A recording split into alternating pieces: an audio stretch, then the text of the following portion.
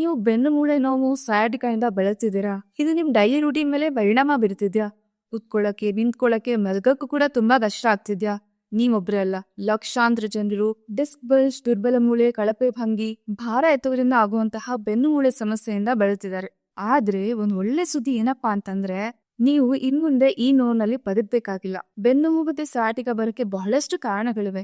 ಅದರಲ್ಲಿ ಮುಖ್ಯವಾಗಿ 5 ಕಾರಣಗಳು ಯಾವ್ದಾವ್ದಪ್ಪ ಅಂತಂದ್ರೆ, ಬೆನ್ನು ಮೂಳೆಯ ಸಿನೋಸಿಸ್ ನಂತಹ ಸಮಸ್ಯೆಗಳು ನಿಮ್ಮ ನೆರವನ್ನ ಸಂಕುಚಿತಗೊಳಿಸಬಹುದು ಮತ್ತೆ ನೋವನ್ನ ಉಂಟು ಮಾಡಬಹುದು. ನರ ಸಂಬಂಧಿತ ಸಮಸ್ಯೆಗಳು ಸಯಾಟಿಕಾ, ಫಿರಿಫಾರ್ಮಸ್ ಸಿಂಡ್ರೋಮ್ ಅಥವಾ ಈ ನರ ಉರಿಯೂತದಂತಹ ಸಮಸ್ಯೆಗಳು ನಿಮ್ಮ ಕಾಲಿನ ಕೆಳಗಡೆ ತೀಕ್ಷ್ಣವಾದ ನೋವನ್ನ ಉಂಟು ಮಾಡಬಹುದು. ಮೂರನೇದು ಕಳಪೆ ಭಂಗಿ ಮತ್ತೆ ದುರ್ಬಲ ಸ್ಥಾಯಿಗಳು. ತುಂಬಾ ಹೊತ್ತು ಒಂದೇ ಕಡೆ ಕುತ್ಕೊಳ್ಳೋದು ಮತ್ತೆ ನಿಮ್ಮ ಕಳಪೆ ಭಂಗಿ ನಿಮ್ಮ ಬೆನ್ನ ಮೇಲೆ ಪ್ರೆಷರ್ ಅನ್ನ ಉಂಟು ಮಾಡಬಹುದು ಮತ್ತೆ ಅದರಿಂದ ನಿಮ್ಗೆ ಬೆನ್ನು ನೋವು ಸಮಸ್ಯೆ ಕಾಡಬಹುದು. ಅನಾರೋಗ್ಯಕರ ಜೀವನ ಶೈಲಿ ಅಭ್ಯಾಸಗಳು, ವ್ಯಾಯಾಮದ ಕೊರತೆ, ಬೊಜ್ಜು ಮತ್ತೆ ಈ ಅನ್ಈವನ್ ಬೆಡ್ಸ್ ಅಂದ್ರೆ ಈ ಅನ್ಈವನ್ ಹಾಸಿಗೆಯಿಂದ ಕೂಡ ನಿಮ್ಗೆ ಬೆನ್ನು ನೋವು ಸಮಸ್ಯೆ ಬರಬಹುದು. ಐದನೇದು ಮೂಳೆ ಮತ್ತೆ ನಿಮ್ಮ ಕೀಲಿನ ಸಮಸ್ಯೆಗಳು, ಆಸ್ಟಿಯೋಪೋರೋಸಿಸ್, ಸಂಧಿವಾತ, ಬೀಳೋದ್ರಿಂದ ಮತ್ತೆ ಅಪಘಾತದಿಂದ ಆಗುವಂತ ಗಾಯಗಳು ನಿಮ್ಮ ಬೆನ್ನು ಮೂಳೆನ ವೀಕ್ ಮಾಡಬಹುದು ಮತ್ತೆ ಅದರಿಂದ ನಿಮ್ಗೆ ಸಮಸ್ಯೆ ಉಂಟಾಗಬಹುದು. ಮೂಲ ಕಾರಣ ಮತ್ತು ನೈಸರ್ಗಿಕವಾಗಿ ಹೇಗೆ ಗುಣಮುಖ ಆಗೋದು?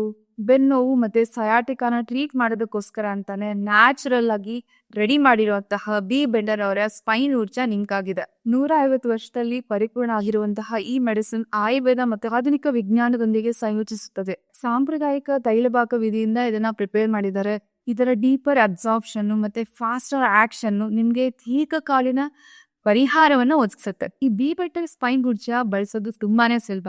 3 ತಿಂಗಳು ಆಹಾರ ಜೊತೆ ನೀವು ದಿನಕ್ಕೆ 2 ಸಲ ತಗೊಳ್ಳೋದ್ರಿಂದ ನಿಮ್ಗೆ ಬೆನ್ನು ನೋವಿನ ಸಮಸ್ಯೆ ಮತ್ತೆ ಸಯಾಟಿಕನ ಕೆಳಗಡೆ ಕಾಣ್ತಿರುವಂತಹ ಸ್ಕ್ರೋಲಿಂಗ್ ನಂಬರ್ಗೆ ಕಾಲ್ ಮಾಡಿ.